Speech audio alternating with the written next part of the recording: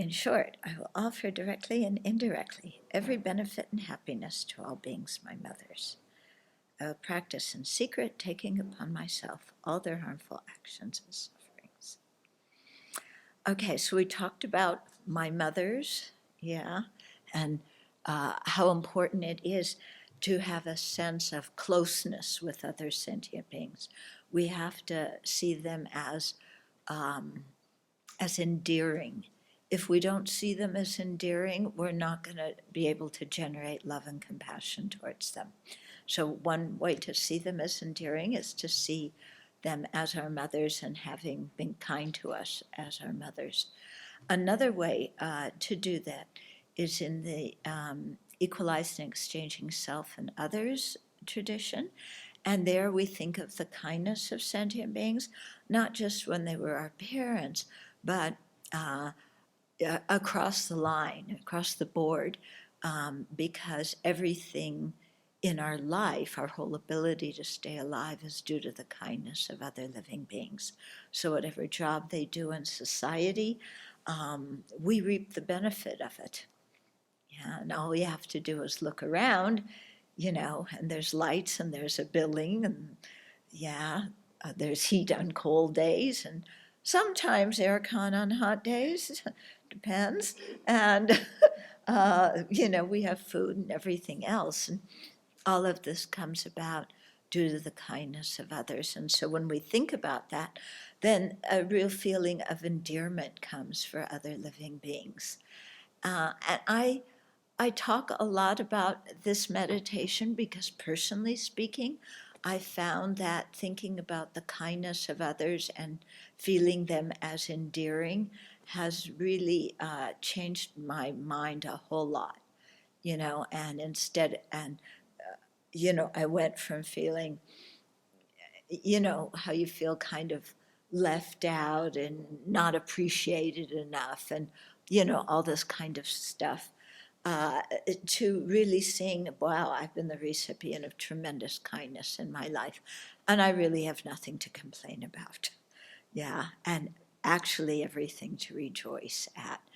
And so then, when we go into public places where there's a lot of people around, looking and thinking, my life depends on all these people, and I don't know what job they have in society, but I do know that whatever job they have, I benefit from.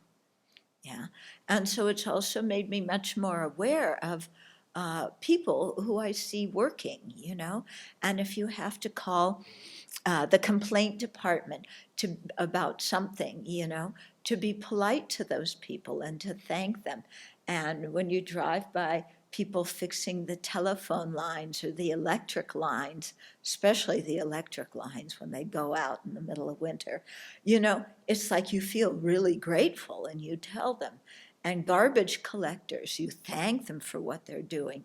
And so it's really helped my mind to feel related to all these people around me, especially when there's, you're just flooded with in public places, or you're stuck on the highway, and everybody wants to, like, get in the first empty 6-foot space, and then you think, oh, these people have been kind to me before. Sure, go ahead. Yeah. It really very much changes the mind. Okay, so we have to see sentient beings as dear. And then when it says, I will offer directly and indirectly any benefit and happiness. So any benefit and happiness, that's, means everything that we can reasonably do that is actually beneficial for the other people. So this takes some wisdom, because it doesn't mean that we give everybody everything they want or we do everything everyone asks us to do. Yeah, we have to really use our wisdom. If somebody has an addiction problem and they ask us for money and we know they're going to spend it on their substance of choice, we don't give them the money. That's not helping them. okay? We offer to take them to detox or to get them involved in rehab.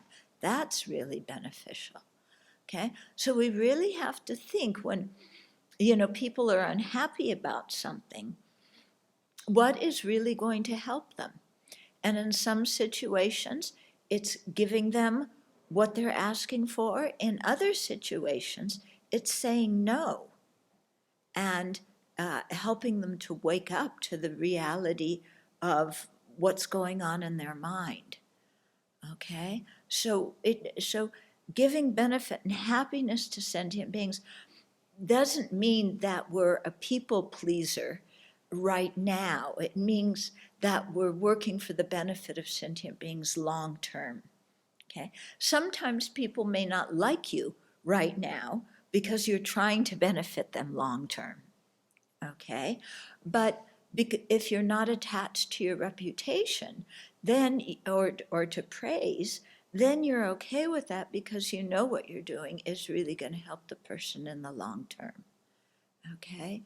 And so it has to be done with a lot of thought, with really reflection on our motivation, being quite honest what our motivation is, and being unattached to what the other person says about us. Yeah. Because lots of times, any parent knows that. You give your kid what they want, and you raise a kid who can't function in society because then they think they should always get what they want, and they become a brat and they can't get along with anybody else. Yeah. And so, I think it's good. I tease my sister a lot. Well, I don't tease her. I tell her. Um, because her daughter helps with the laundry.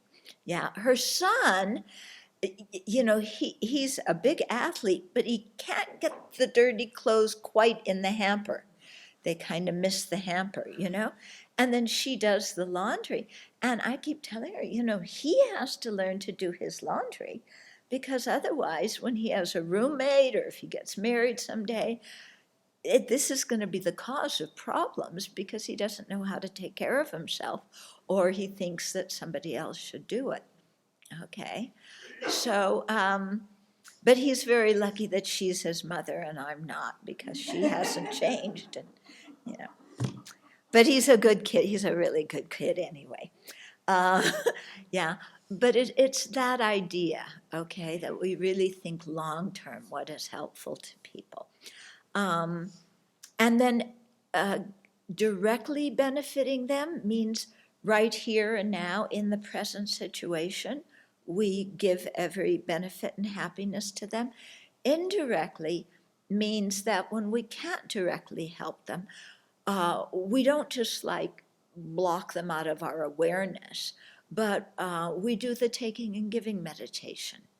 Okay, so that indirectly benefits them because we work on the level of imagination of taking their suffering, giving them our happiness. Okay, so that's the meaning of directly and indirectly. Some people, many people in society are really compassionate, but when they can't help somebody directly, they feel really frustrated. And I think the remedy to that frustration, when we can't help because maybe we live too far away, or we don't have the skill, or we don't have the compassion, or we don't know what to do, we don't have the wisdom, or the person doesn't want our help, or who knows what's going on. But I think the real remedy to feel frustration because we can't help is to do the taking and giving meditation because that keeps us mentally involved with the person. Okay, we're not just saying, "Oh, they don't want my help," and it's like, "Okay, I'm giving them help through my meditation practice," and in that way, we keep the door open. And sometime, if the other person changes their mind or the circumstances change or whatever, the door on our side is open, and then we can actually directly help somebody. Okay?